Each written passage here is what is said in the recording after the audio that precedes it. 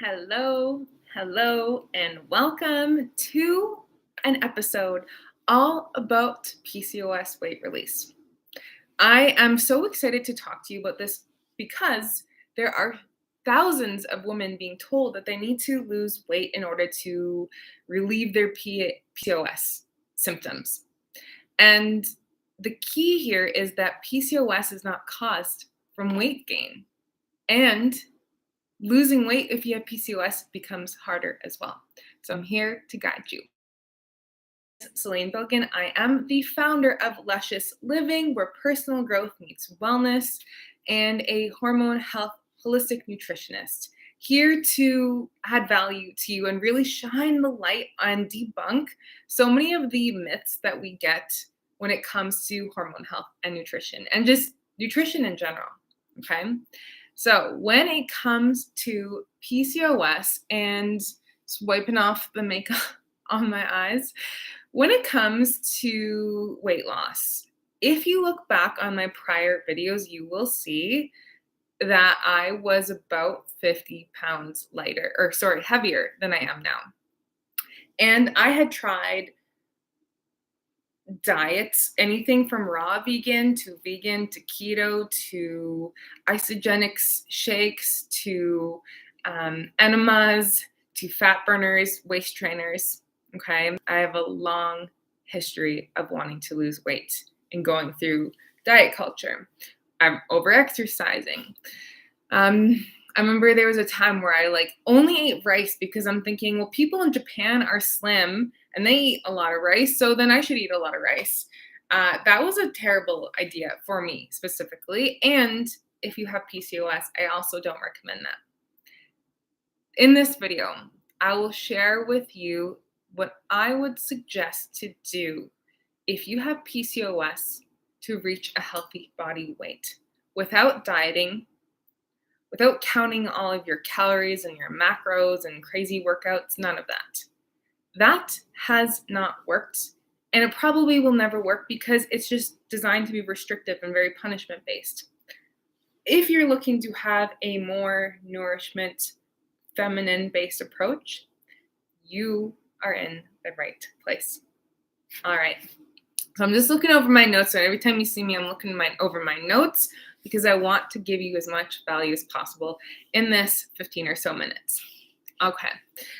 So putting aside any sort of diet mentality that we have here, I'd like to focus on nutritional deficiencies that women with PCOS typically have, which is creating cravings and low energy. And therefore, it spirals into sometimes a binge, sometimes not enough energy to go and do some of the things that you know are good for you, such as yoga or walking or really anything, because you're probably so darn tired. And I don't blame you. I know there's been times where I've been, at my lowest point of energy, and I'm like, forget doing anything other than being on the couch right now. So I have 5 nutritional deficiencies that women with PCOS typically have, and the best food sources to obtain them from. Okay, you're going to notice an increase of energy and reduction of cravings with these. The first one is magnesium. If you are in North America, sorry guys, I keep touching my hair. If you're in North America, one of the most nutrient depleted minerals in our soil is magnesium. Magnesium is going to help with anxiety, sugar craving, specifically chocolate. It's going to help with sleep and relaxation. It actually has over 300 processes in the body. The best way to obtain magnesium is through the skin. So if you can jump in an ocean, then beautiful. But if you're like me and live in the middle of the prairies, that's impossible. And so supplementation is going to be key. Magnesium through the skin is the best source, so a spray or an oil, and I put it on my feet because magnesium on the skin, unlike anywhere else, can be really itchy. Okay. The other option is to get it through an oral supplement, the magnesium biglycinate specifically. That can be a bit more pricey versus the one on the oil or spray is going to actually be more cost effective. Then foods like Sunflower seeds and raw cacao, so cacao powder, are also going to be high in magnesium. Why women crave typically chocolate before their period is because of the magnesium content to relax the muscles of the uterus to avoid cramping. But of course, as tasty as a Kit Kat bar is, it's actually not going to contain nearly the amount of magnesium that you would need. Okay, so a nice cacao drink with a little bit of honey, for example, is a good option. Of course, depending on your needs and your insulin sensitivities or blood sugar sensitivity, there might be, monk fruit might be a better option. Okay, next is to focus on protein. Okay, this is looking at nutritional deficiencies still. We need protein to keep you fuller longer and really help boost your energy and keep you, I guess that's the main point, is keeping you fuller longer. Okay, so a lot of women are not eating enough protein, and for example, starting the day with either just toast or coffee or nothing. If you would like to really reduce weight, feel your best with PCOS, I encourage you to start the morning with a high protein and savory meal. So this can look like eggs. It can look like, hard-boiled eggs, omelet, a chia seed pudding that's low in sugar. It can look like avocado toast. It can honestly look like chicken or soup even, okay? But a lot of the time, women I work with are not hungry in the morning. That is a sign to work on digestion, which is a whole other conversation, okay? Whole other video, and that I'll leave right now, okay? So protein, but then protein all throughout the day. So protein with, let's say if you're having a salad, you want chicken or salmon or beef on it. Later in the day, you also want protein, okay? A snack, ideally with protein. This could be beef jerky, it could be tuna, it could be salmon, it could be chicken. Again, high quality when we can. Animal-based is the best source of protein, but if you are going to want a little bit more plant-based, things like chickpeas or tempeh are also really great options, okay?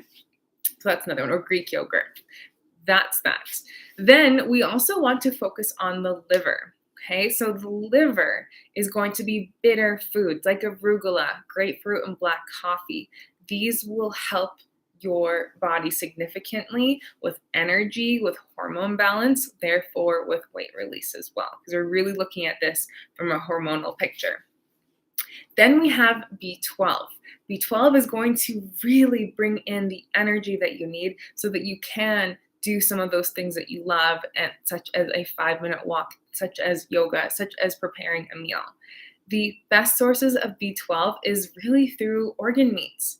And I know the taste of liver or kidney is pretty gross, but what we do in our house is actually there's a rancher that has grass-fed beef, and they blend in 10% organ meat. So I find that to be quite delicious, and you can't taste the organ meat, and you get all of the beautiful nutrients such as B12 and iron and vitamin A, okay? So that's one option. Then B12 also is found in meat in general, okay? I also recommend supplementing if you can. I personally get B12 injections from the naturopath, okay? So there's that. The last one is inositol, okay? Inositol is going to be found in cantaloupe and citrus fruit. That's going to really help to balance blood sugar.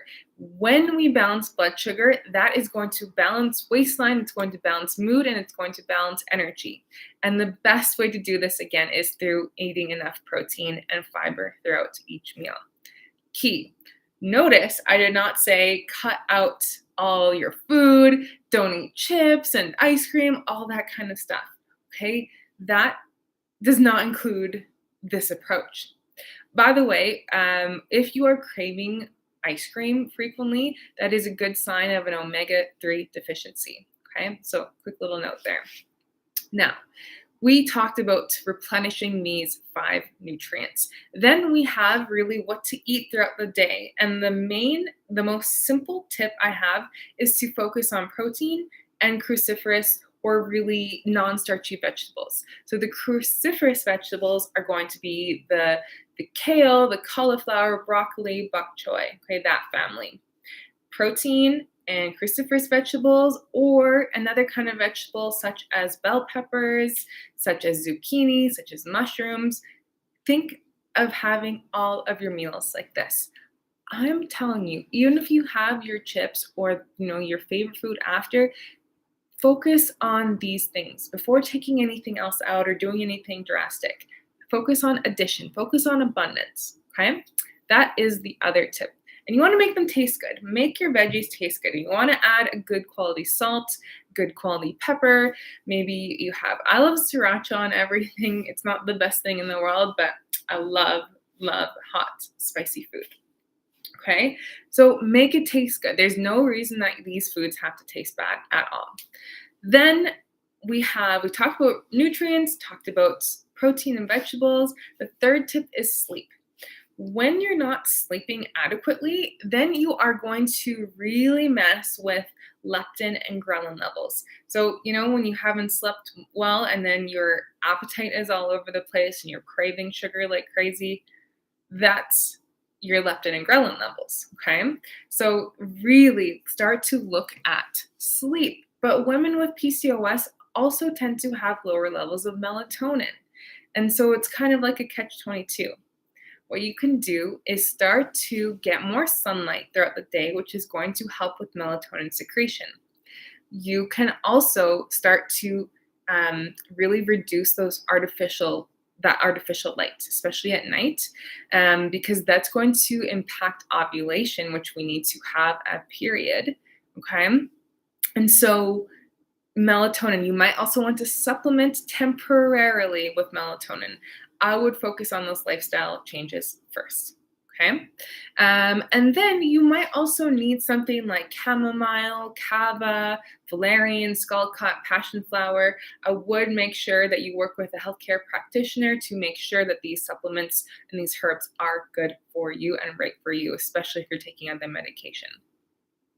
And something else I want to say there. Oh, one thing is, when I was 16, I had insomnia and I was put on sleeping medication, and which I no longer take. And I really struggled with sleep. And so my mind would just ruminate constantly. And I found that writing out my priorities the next day and planning my days ahead of time helped incredibly. The other thing here is that low progesterone is going to also impact sleep negatively. And again, we need to be ovulating to create progesterone, which again comes back to artificial light. And I used to do this where I would just stay up. I'd read astrology and numerology always at late in the night, okay? And this would be 12 or 1 o'clock. And I had no idea that this was impacting my hormones and ovulation, therefore progesterone, therefore, oh my gosh, therefore my periods, therefore my mood, therefore weight, everything like that. So that's a really, really big one. And then the last tip I have for you is to amplify bliss and beauty in your life. Because beauty and these things that make us happy relaxes a woman. And when we have a relaxed body, we have a healthy woman, okay?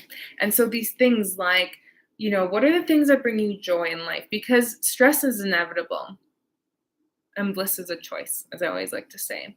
So this could be having fresh flowers. It could be seeing a favorite friend more often. It could be adopting a pet. It could be having a beautiful mug that you just love looking at or beautiful artwork. These things matter because you matter, okay? Really key here, because again, stress is one of the biggest reasons that we decrease progesterone, and progesterone is going to make us again feel irritable and have trouble releasing weight, because when progesterone is low, estrogen is high, and estrogen keeps body weight on. So these are all key. There are so many other things I could share, but I really want to simplify things. And so that's really looking at replenishing the nutrients of magnesium, protein, liver, focusing on liver, B12, and inositol. Okay. You can also supplement with myo-inositol, but I always recommend a food first approach. Then we want to focus on protein and vegetables for most of your meals. Focus on sleep and really reducing that blue light at night and amplifying bliss. Okay, that is what I wanted to share with you today. I trust that this helps, and notice that there's nothing about restriction or dieting or calorie counting or over exercising. Trying to keep it as simple as possible, and through every single day, you will look back 3 months later, 6 months later, and notice the difference because that time is going to pass anyways.